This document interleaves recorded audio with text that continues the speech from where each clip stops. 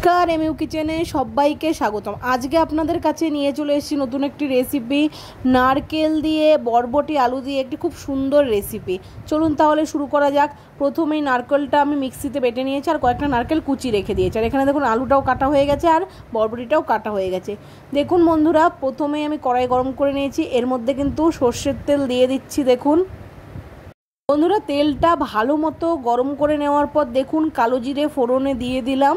ঠিক আছে, এরপর কিন্তু একটু নাড়াচাড়া করব, তারপর কিন্তু আলুটা দিয়ে দেব। আলুটা কিন্তু একইভাবে কাটবেন আর ভিডিওটা কেউ স্কিপ করে চলে যাবেন না, পুরোটা কিন্তু দেখবেন। স্কিপ করে চলে গেলে কিন্তু কিচ্ছু বুঝতে পারবেন না কিভাবে করলাম। দেখুন সবগুলো আলু কিন্তু আমি দিয়ে দিয়েছি, এরপর কিন্তু নাড়াচাড়া করে নেব ভালো মতো। তারপর কিন্তু দেখুন আমি কি করি, এক এক করে সব কিছুই কিন্তু দেব। আর আপনারা কিন্তু ভিডিওটা ভালো লাগলে অবশ্যই লাইক করবেন, শেয়ার করবেন, সাবস্ক্রাইব করবেন, কমেন্ট করবেন, অল নোটিফিকেশানে ক্লিক করে সাথে থাকবেন। আর চ্যানেলে নতুন হয়ে থাকলে অবশ্যই সাবস্ক্রাইব করে পাশে থাকবেন। তো দেখুন বন্ধুরা, আপনাদের সাথে কথা বলতে বলতে এবারে নুনটাও দিয়ে দিলাম পরিমাণ মতো। এরপর কিন্তু আবারও নাড়াচাড়া করে নিচ্ছি ভালো মতো। এই দেখুন, এরপর কাঁচা লঙ্কা দিয়ে দিচ্ছি। দেখুন এক এক করে আমি 4টে দিয়েছি। ঠিক আছে, আপনারা চাইলে বেশি দিতে পারেন, কমও দিতে পারেন, কোনো অসুবিধা নেই। এই দেখুন আবারও নাড়াচাড়া করে নিলাম। এরপর কিন্তু নারকেলটা দিয়ে দেবো কুচোনো। দেখুন এই কুচানো নারকেলটা দিয়ে দিয়েছি। এরপর আবারও নাড়াচাড়া করে নেব ভালো মতো।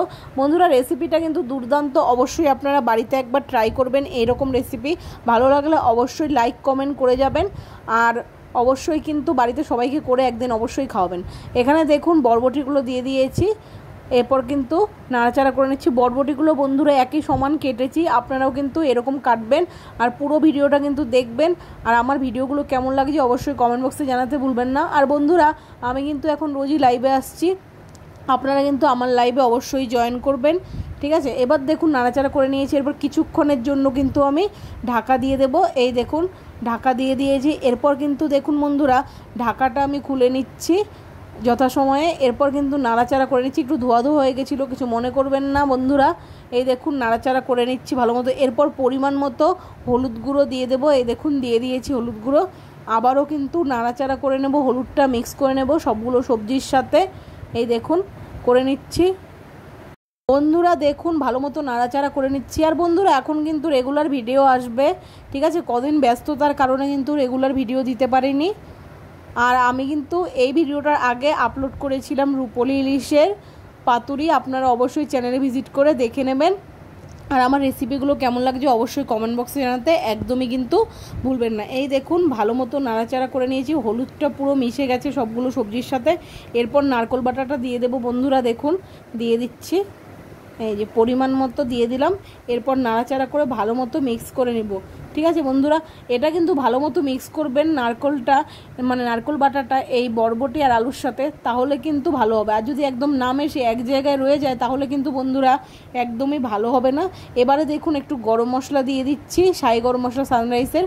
ঠিক আছে, এই দেখুন দিয়ে এরপর কিন্তু ভালো মতো নাড়াচাড়া করে মশলাটা মিক্স করে নিতে হবে।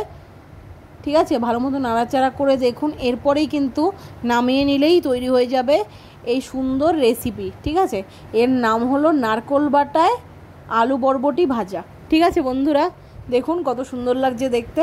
চলুন এরপর কিন্তু নামিয়ে নেব। এই দেখুন একটু ভালো মতো নাড়াচাড়া করে নিচ্ছি যাতে সম্পূর্ণটা মিশিয়ে যায়।